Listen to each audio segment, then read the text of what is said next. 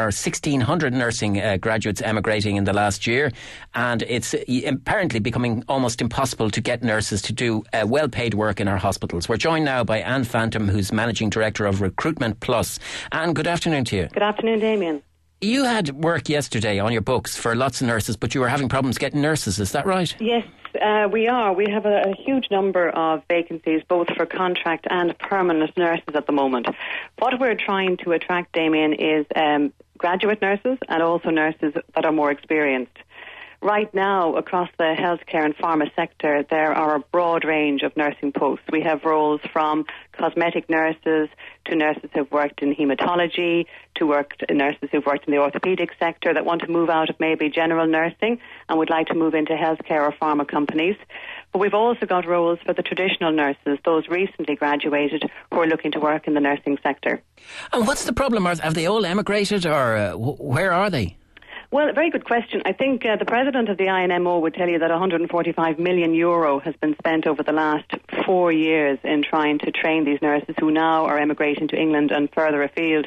So what we're trying to say to nurses is that rather than look to emigrate, before you do, look in the Irish market, register with reputable agencies that work in the healthcare and medical sector predominantly, who have the contacts within the organisations, with the private clinics, with the healthcare companies, with private nursing homes, that can introduce these nurses to these organisations in the hope of securing permanent work. Do you think that if the people who provide employment in this area were willing to offer permanent posts, it would convince a lot of young people, both male and female, not to emigrate and take their qualifications with them? Absolutely. I mean, I would think it certainly does, Damien. I mean, some of the salaries being offered are very, very good. For example... That's here in this country now. I mean, just today, for example, I was contacted by a pharmaceutical company, and they're looking for a nurse advisor. Now, for that sort of role, Damien, you're looking for someone who's a qualified nurse, who has been working as a nurse maybe for the last 2 years, but has an interest, who has worked maybe in the diabetes sector. They're offering for someone with that experience a salary of $40,000 basic, daily allowance, a company car, pension, health cover, laptop, mobile phone. And, you know, as a lot of people will know, the pharmaceutical companies give exceptionally good training. And are Irish nurses being offered big money in places like Australia and New Zealand and so forth? Well, the salaries there will be very similar to the INO rates here, so it's not like they're going to increase their salaries hugely. Obviously, inflation may differ.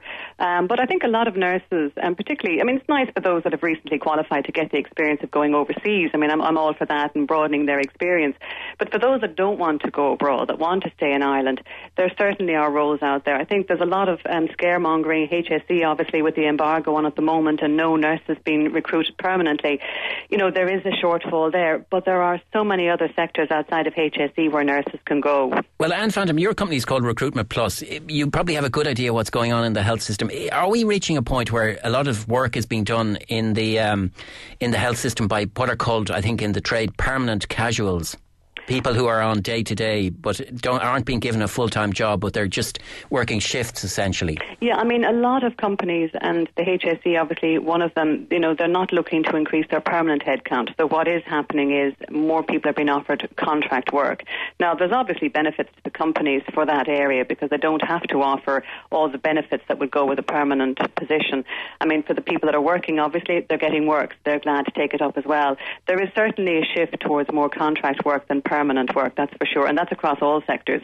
I mean, in RecruitmentPlus, we tend to specialise in the medical, healthcare and pharmaceutical sector, but for us, you know, we see it all the time. OK, listen, it sounds like an extraordinary situation and one that could potentially become very difficult for the state. Anne Fanthom, Managing Director of RecruitmentPlus, thanks for joining us here on the Lunchtime Show on Newstalk 106, and thanks for all your text messages coming in on 53106.